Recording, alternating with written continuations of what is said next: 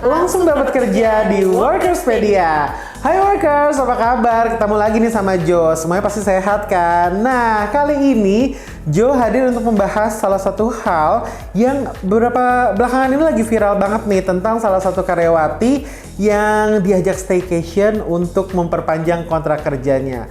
Wah, ini cukup viral ya. Dan kayaknya kalau kayak gini tuh bukan salah perusahaannya deh. Jadi ada beberapa oknum nakal yang memanfaatkan momen ini untuk dijadikan sebuah keuntungan bagi diri mereka sendiri. Viral banget ya. Isu yang lagi viral ini memang udah diusut nih oleh beberapa pihak terkait untuk menanggapi kasus staycation ini. Dan dari menurut beberapa sumber juga bahwa ada oknum-oknum yang nakal dan beberapa perusahaan yang sudah menjadi rahasia umum dan diketahui oleh banyak orang. Kita lihat yuk cuplikannya seperti apa.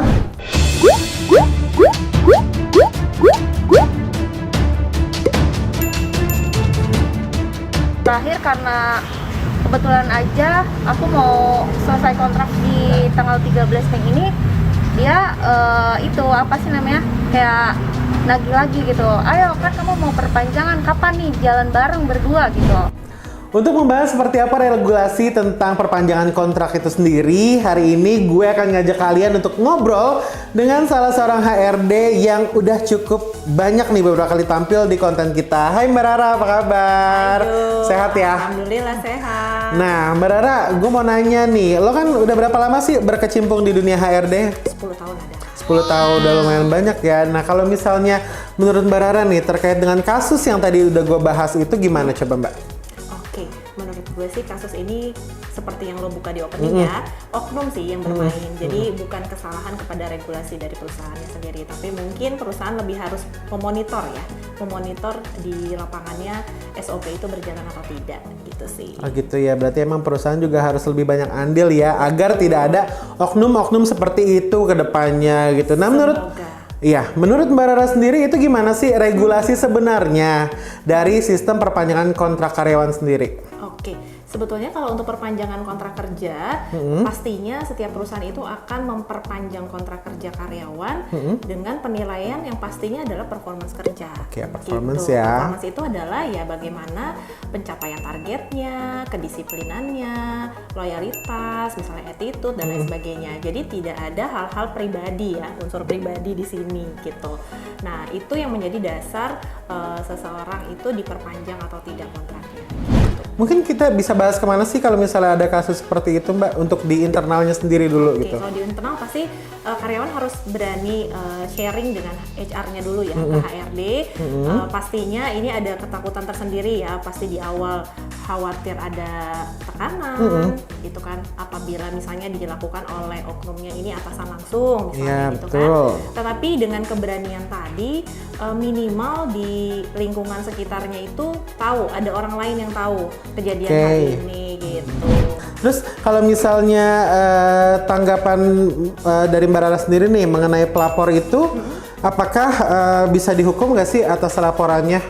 Karena misalnya seperti si oknum tuh merasa, oh kok lo jadi begini gitu, menurut Mbak Rara gimana? Iya betul. Pencemaran nama baik ya. Betul. Balik lagi ya, makanya ketika kita mau melaporkan seseorang, kita harus kuat buktinya dulu nih. Apakah hal itu betul-betul bukti nyatanya ada, kemudian sudah menjadi pelanggaran. Nah itu kita harus pastikan dulu. Ketika kita memang posisinya benar, kita nggak perlu takut sehingga kita pelapor ini bisa dihukum. Nah, enggak. Tapi kalau kita belum yakin, pastikan kuat dulu nih dengan bukti-buktinya tadi. Bisa jadi ini baru spekulasi misalnya atau persepsi. Jadi emang harus dicari lebih yang mendalam ya tentang bukti-buktinya. Kalau bisa ada chat yang tertulis atau apa lebih enak kali ya, buktinya lebih otentik ya dibanding ketimbang obrolan biasa atau by telepon gitu ya. Terus kalau menurut Mbak Rara sendiri, harusnya perusahaan tuh bertindak seperti apa sih kalau di perusahaannya itu ada oknum-oknum yang seperti ini gitu? Seharusnya sih perusahaan bisa tegas ya, sudah pasti, karena kalau sudah ada laporan seperti ini harus dicari tahu, dikonfirmasi. Kalau memang terjadi benar gitu di perusahaan, ya HRD ini fungsinya adalah untuk memberikan punishment kepada si oknum tadi, sehingga dia juga jerah. sehingga kondusivitas lingkungan kerjanya juga terjaga, karyawan juga nyaman bekerja, seperti itu sih.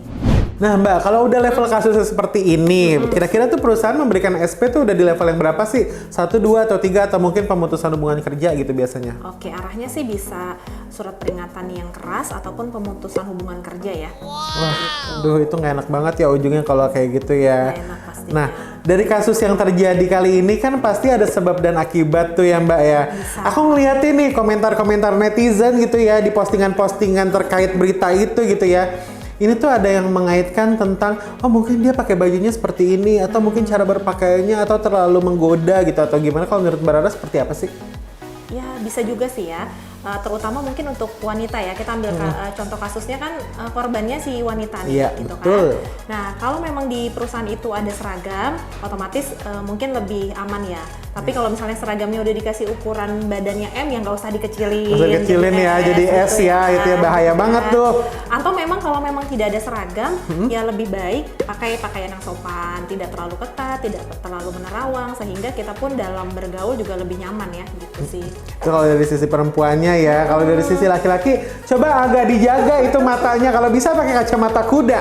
Jadi nggak ada ngeliat kanan kiri, otaknya tetap lurus gitu ke depannya ya Mbak ya. Pasang foto pasangan di ruang kerja ya. Nah, ini kita udah bahas tentang kasus yang tadi ya Mbak. Nah, Mbak Rara, itu kan tadi kita udah bahas nih tentang masalahnya yang cukup kompleks ya. Nah, kita kesampingkan dulu nih, balik lagi ke poin utama obrolan kita tentang perpanjangan kontrak dan kontrak-kontrak itu sendiri. Nah, menurut Mbak Rara, dari yang peraturan sebelumnya kan kita ada Undang-Undang Cipta Kerja yang baru nih, gitu kan. Ada nggak sih perbedaan dengan yang sebelumnya dan sekarang gitu? Ada sih, perbedaannya mungkin lebih kepada durasi ya. Kalau yang sebelumnya itu kan maksimal 2 tahun. Kalau yang sekarang itu bisa sampai dengan 5 tahun. 5 tahun ya. Iya. Mungkin dari sisi durasi sebetulnya ada keuntungannya juga ya dari sisi pekerja. Artinya ketika kita performance-nya bagus, otomatis ya kita bisa punya peluang bekerja lebih lama gitu. Tapi pasti harapannya dari pekerja kan nggak mau selamanya jadi karyawan kontrak ya. Pengen ada perubahan, jadi karyawan permanen gitu. Kemudian juga mungkin karirnya menanjak. Nah itu semua sebetulnya seiring sejalan sih. Artinya dari perusahaan pasti punya target ke karyawan. Nah, karyawan sendiri bisa melampaui target itu atau tidak. Seharusnya ketika semuanya berjalan seiringan, otomatis akan ada penilaian-penilaian dari HRD-nya sendiri sih, gitu, untuk kenaikan status, mungkin perubahan status, kenaikan gaji ataupun karir ya. Seperti itu sih. Nah, tapi kan kalau misalnya bahas tentang tadi karyawan tetap itu sendiri Mbak, sebenarnya benefit apa sih kalau misalnya orang sudah menjadi karyawan tetap yang mereka dapatkan gitu? Oke, sepertinya sih perbedaan yang paling signifikan itu adalah karyawan tetap itu artinya dia bisa bekerja sampai batas waktu yang dia inginkan. Artinya kalau misalnya memang dia nyaman di situ sampai pensiun ya. Kemudian kalau kecuali dia resign. Nah, biasanya benefit itu banyak ya, ada tunjangan atau mungkin fasilitas-fasilitas yang bisa diberikan, misalnya kayak beberapa perusahaan memberlakukan bisa ada COP, car of operationnya. Jadi artinya kita bisa punya kendaraan nih dengan cara ya cicilannya lebih ringan ya gitu ya. Seperti itu, atau mungkin fasilitas-fasilitas lain. Itu sih nggak bisa disamaratakan ya di setiap perusahaan, tergantung dari kemampuan perusahaannya sendiri. Iya betul, karena kan pendapatan perusahaan juga udah beda-beda ya, jadi menyesuaikan dengan perusahaan kita masing-masing gitu ya Mbak ya. Wah, ternyata kayak gitu ya Mbak Rara. Ya emang benar-benar kompleks banget nih. Banyak banget permasalahan di dunia kerja, soal kontrak, soal gimana keberlangsungan karir kita di sana. Pokoknya teman-teman harus kritis juga ya kalau dapetin kontrak ya. Soal tadi penaltinya ada, dicek dulu tahun kerjanya berapa lama. Ya udah, mudah-mudahan informasi kita bermanfaat ya buat workers ya. Nah, kalau teman-teman mau cerita juga nih, jangan malu buat share pengalaman kamu di kolom komentar, atau kalau misalnya kamu malu langsung DM aja di Instagram kita @workerspedia. Gitu ya Mbak Rara ya. Makasih ya Mbak Rara udah ngobrol-ngobrol bareng kita. Mudah-mudahan kontennya bermanfaat buat teman-teman, dan mudah-mudahan kita ada part 2, part 3 untuk ngobrolin hal-hal lain mungkin ya. Panjang ya. Panjang, kita harus panjang ngobrolnya biar teman-teman juga terus mendapatkan informasi yang bermanfaat. Nah, maka itu jangan lupa untuk like, comment, dan subscribe konten-kontennya Workerspedia.